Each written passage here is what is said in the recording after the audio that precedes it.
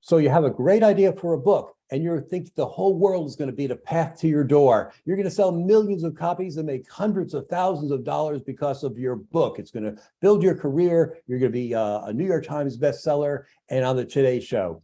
Well, it may happen or it may not. How do you know? What tests can you apply to yourself at the beginning of the stage so you can set realistic goals? That's the topic of our conversation today. Hi, I'm Dan Janelle. I'm a book strategist. That means I can help you write your book as a book coach, developmental editor, or ghostwriter. I've written more than a dozen books, including Write Your Book in a Flash. And if you'd like more information, go to writeyourbookinaflash.com. Now, let's get started. Our guest today is Jennie Nash. Jennie is the coach of coaches. She has trained hundreds of book coaches who have helped thousands of people write their books, both fiction and nonfiction. So it's a delight to welcome someone who has so much knowledge on the book coaching industry and also the book publishing industry. Welcome, Jennie. Thanks for having me. Well, it's great to have you here. So let's get started. Someone has a great idea for a book. They think a book is going to change their lives. What should they ask themselves? How can they give themselves a reality check? Well, as we know, writing a book takes time, it takes energy, it takes money, and you don't want to invest those things unless you have some idea that it's going to be successful. And your goal can be very different. We can have a book that's going to be self-published or independently published because we want to hand it out. You could be trying for a big 5 book deal and, having your book in the airport bookstores. Once you understand what your goal is and what you're aiming for, no matter what, you've got to know if it has a chance of connecting with your reader and selling. Otherwise, it's going to be a waste of time, energy, and money to do it. So I've developed a six-point test to help you figure that out. So question 1 is you ask, am I solving a specific problem for an ideal reader? You've got to have something that you want your reader to learn or know or understand, some sort of transformation journey you're taking them on. And you've got to know who that reader is and what their pain is. So that's the baseline. You've got to know that. Number 2 is, am I adding something new and unique to the conversation? So this is about understanding who else is writing in this space. What's my competition? What other books does my ideal reader have stacked on their nightstand? So you want to know what world you're entering, what the context of the book that you're writing is going to be, and who else is in that arena, so to speak, and getting an understanding of what are you adding to that? Are you arguing against a popular book or a popular argument? Are you doing some new framework? They say there's nothing new under the sun, but you've got to bring something new to the table, a fresh angle, a fresh perspective, a unique experience, something. So identifying what that something is. Question 3 is going to be, can I write about my topic in a way that is clear and compelling? And this question is about actually writing. Can you write? Can you sit down and do the work? Is that a thing you want to do? Do you want to raise your voice and do the work of putting the words on the page? Because if you don't, you need to think about hiring a ghostwriter. You need to think about whether you want to do this at all. So knowing, yes, I want to write a book means I want to write. Question 4 is about, am I committed to doing what it takes to make an excellent product? We don't want to write something that's embarrassing or that falls flat or that nobody cares about. We want to write something that engages our reader, and that's hard. It takes skill, it takes persistence, it takes time, and you want to be committed to that, to that excellence of that product. It also means in book writing, being part of a collaborative team. You're going to be at some point working with an editor or a copy editor or a proofreader or a cover designer or different folks who are going to help you bring this book to life. And you want to be able to engage with them towards excellence as well, and to know what excellent is, to research, to study, to create a product you're going to be proud of. So knowing that you're committed to the goal of excellence is really important, because some people, when they understand what it really takes to write a good book, they're like, I don't want to do that. That's going to take me, a year or 2 years or what have you. I think that's a good outcome, to know that you're not committed to it. Question 5 is, do I have a vision for how to market my book to ideal readers? So that doesn't mean a launch plan. People get very caught up in, how am I going to launch my book? I'm going to have a party. I'm going to be on my friend's podcast who has a gazillion listeners. I'm going to, whatever the launch is. But I'm talking about a vision for engaging with that ideal reader in the marketplace. How are you going to connect with them? How are you going to reach them? Are you a speaker? Do you like to be on podcasts? Are you an article writer? Do you have a social media following? Do you have a network of other professionals in this realm that you can connect with?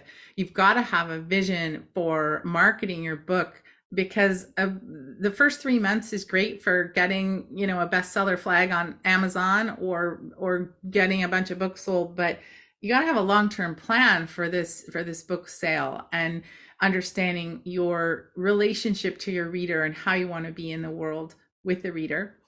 And question 6 is the big one, which is, do I have an existing platform that proves I'm already effectively connecting to that ideal reader?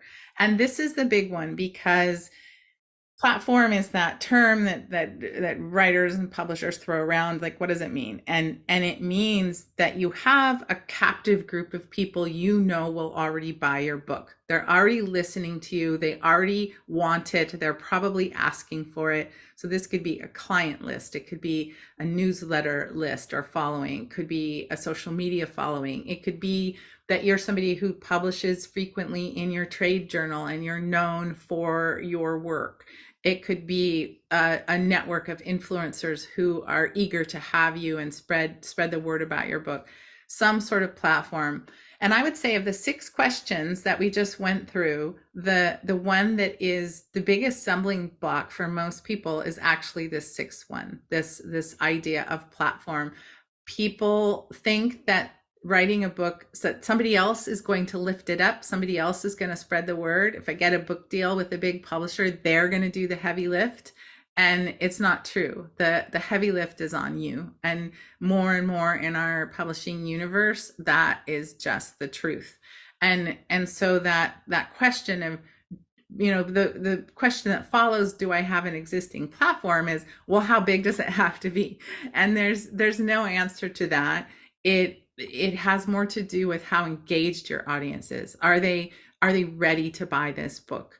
I've worked with clients who had no discernible following. They weren't an influencer. They didn't even have a social media presence, but they had a speaking career.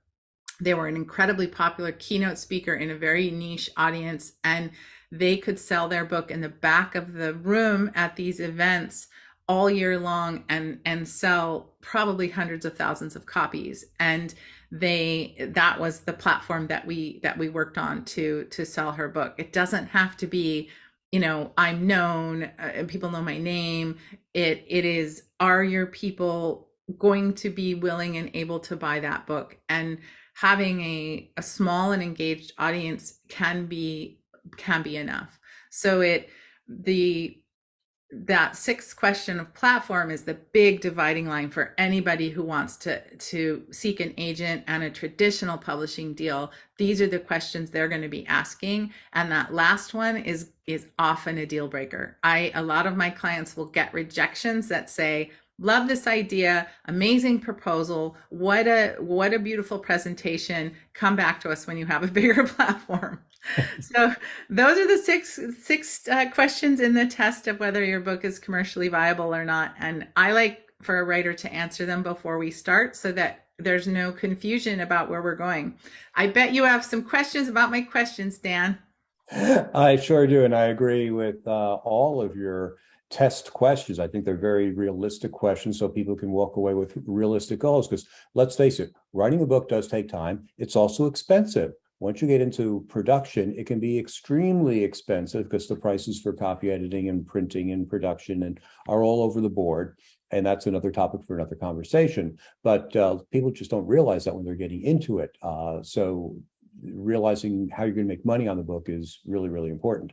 And for some people who are consultants or coaches who are going to make their money from those kinds of people, doesn't matter if your book is a bestseller on Amazon. It matters that your book gets into the right hands of the right people who have the money to hire you and do what you do best. So a book can lead to a $5,000 speaking engagement. It could lead to a $50,000 consulting arrangement. And one of my clients is an expert witness on a health topic, and that's why he wrote his book, so he can get $500 an hour testifying on certain court cases. And so if you have a plan, that's the key.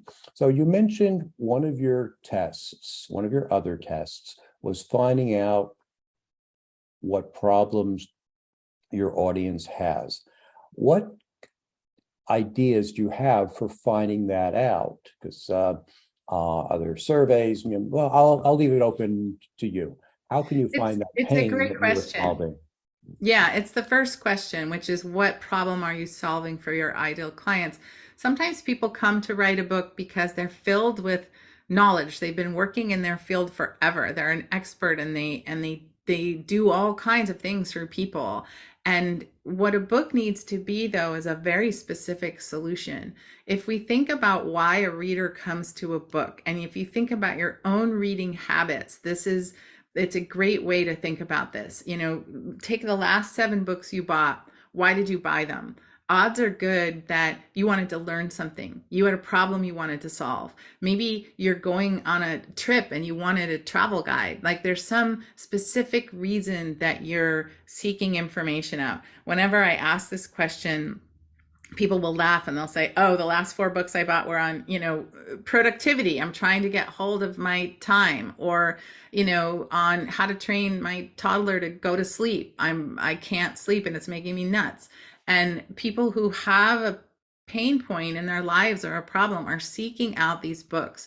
So you want to really think about that customer at the moment when they come to your book. Why are they coming to it? And there's so many reasons. People come to books for entertainment. They come for solace.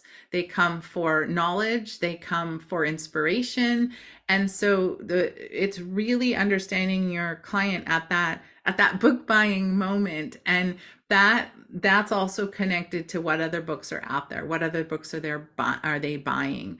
If they are somebody who's buying a lot of cookbooks, let's say, and they're buying books and listening to podcasts and watching TV shows in the realm of food, is your book the book that they need before they learn how to make something, or is it the book that they need after they learn how to make something, or in addition to the other books? It's really thinking about your buyer's pain or interest in the moment in the world. So how you find it out, if you are a consultant or an expert or an educator or an entrepreneur, is thinking about, who do I serve? Why do they come to me already for whatever it is that I do in the world? And where's that sweet spot between, what do they need to hire me? Let's say, what is it that they need to understand before they choose to use my services as a consultant? It's the customer service journey, really, and understanding them. So I think the work of all of these questions and of writing a good book is mostly self-reflective. People know these answers. I don't think you have to go out and search them. You could do a poll or a survey, but here's the thing. People often don't know the pain that they're in. They often don't know how to articulate it. They often won't say, gee, what I need is X. But if you tell them, I've written a book about this topic, they feel that pain of X, they're going to be like, give me that book, give it to me right now. And so that's the thing, is you have to be smarter than your reader in many ways, because most of us don't. It's hard to articulate. Well, the example I just gave, you're a toddler and you have a toddler and they're not sleeping and you're going insane. That's a pretty specific pain point that the reader would be able to say, I got to find a solution for this. So that sort of situation, yes. But if we're talking more about things like leadership, or how to build a team, or how to 10x your revenue, or that sort of thing, those could be more mindset. It could be more like, do I need marketing? Do I need strategy? Do I need brand help? I don't know what I need, but I need something. So your book has to speak to that need, and it's got to be specific. People don't go out looking for general solutions. They go out looking for specific solutions. Right. What would you tell someone who says, gee, there are already 500 books on this topic out there already? Because I hear that a lot from some of my clients. What would you tell them? I love that question because it's true. There are 5,000 books on the topic. Whatever your topic is, they're out there. And what I would tell them is there's not a book by you. There's not a book in your voice by somebody who has your experience, who has your stories to tell, who has your sensibility. And that's why it's so important to have a vision for connecting with your ideal reader, because you know how you are in the world. You know what people respond to. You know when you're speaking or doing a workshop, the thing that lights them up, or their eyes go big, or they come up to you afterwards and say, wow, I never thought about, fill in the blank. You know that place where they get excited. That's what they're coming to your book for. This goes to our last question, actually. People don't just want the information. It's not just give me the steps to do the thing I want. They want a guide to take them there. They want an authority. They want to spend time with you. And the unique nature of a book is that you spend hours, like up to 20, 25 hours with the author in a very intimate one-on-one connection. And you want that person. Fantastic. Jennie, tell us who your ideal client is and how they can get in touch with you. My ideal client is a nonfiction writer who has an expertise they're burning to share with the world.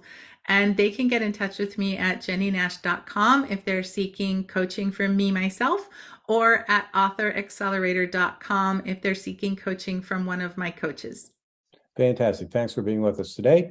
And thanks everyone for watching. You can find more than 100 videos on how to write your book in a flash on this YouTube channel. Thanks for being with us today. Goodbye.